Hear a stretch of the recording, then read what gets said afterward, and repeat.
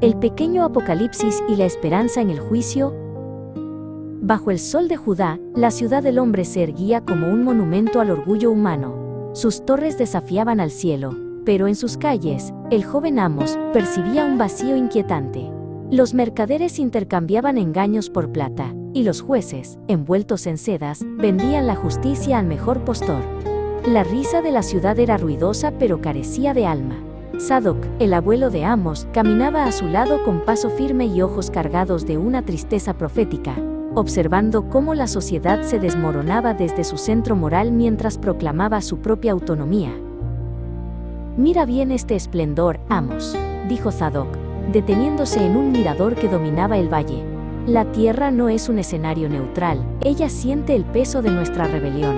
Explicó que la creación entera gime cuando el hombre decide ser su propio Dios. En la distancia, nubes densas y antinaturales comenzaban a arremolinarse, no como una tormenta de lluvia, sino como una sombra que venía a reclamar cuentas. La ciudad del hombre, en su embriaguez de poder, no podía ver que los cimientos mismos de su mundo estaban a punto de ser probados por una justicia inmutable. De repente, la tierra comenzó a comportarse como una criatura herida. El pequeño Apocalipsis estalló. No fue solo un terremoto, sino una descreación. El orden cedía ante el caos. Amos sintió que el suelo se balanceaba como la cubierta de un barco en plena tempestad. Los muros de la ciudad, que parecían eternos, se agrietaron como cáscaras de huevo. El verdor de los olivares desapareció bajo un manto de ceniza y el cielo se tornó de un color cobrizo. El juicio de Isaías 24 se manifestaba. La tierra estaba siendo vaciada y trastornada por la mano del Creador. El estruendo de la destrucción dio paso a un silencio sepulcral que calaba hasta los huesos. En la plaza, Amos vio las liras rotas y los panderos cubiertos de escombros. La música que antes llenaba el aire se había extinguido. Las puertas de las grandes mansiones estaban cerradas y atrancadas por el pavor, pero no había muro que pudiera ocultar el miedo. El vino se había vuelto amargo en las copas abandonadas. Amos comprendió que cuando la alegría se basa en el olvido de Dios, se desvanece al primer toque de la realidad eterna, dejando tras de sí un vacío absoluto. Sadoc llevó a Amos hacia una llanura donde la tierra se había abierto en patrones extraños. «Mira las marcas del juicio», susurró el anciano. En las profundas cicatrices del suelo, Amos pudo leer palabras que parecían grabadas por el mismo fuego divino: traspasaron las leyes, falsearon el derecho, quebrantaron el pacto. Sadoc explicó que el pecado no es un error privado, sino una traición cósmica que fractura la realidad misma. La tierra estaba contaminada bajo sus habitantes porque habían roto el pacto sempiterno que unía al Creador con su creación desde el principio de los tiempos. El juicio no se detiene en los muros de la ciudad, continuó Sadoc, mirando hacia las estrellas que comenzaban a titilar débilmente tras el humo. Dios castigará al ejército de los cielos en las alturas y a los reyes de la tierra sobre la tierra. Amos vio vislumbres de luces extrañas en el firmamento, como si seres espirituales estuvieran siendo llamados a rendir cuentas. Los poderosos que se creían intocables ahora eran como prisioneros en una mazmorra, esperando la visitación final. La soberanía de Dios se extendía desde el átomo más pequeño hasta la galaxia más lejana, sin dejar rincón para la rebelión.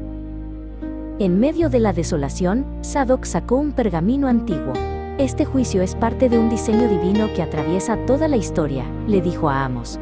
«Desde el jardín de Adán, Dios ha advertido que el pecado trae muerte, pero también ha provisto rescate».